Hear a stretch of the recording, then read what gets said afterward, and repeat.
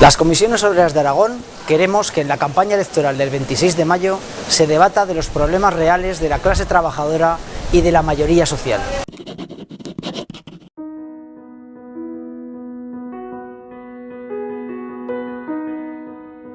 Para ello presentamos 67 propuestas para 67 escaños. Queremos recuperar nuestros derechos perdidos, queremos más recursos para más políticas sociales, queremos que la prioridad sea poner primero a las personas y sobre todo queremos comparar nuestras reivindicaciones con los programas de los partidos políticos que nos representarán en las Cortes de Aragón.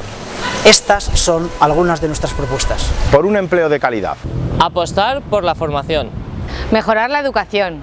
Impulsar un modelo de desarrollo económico basado en la sostenibilidad, el equilibrio territorial, la eficiencia y el empleo de calidad.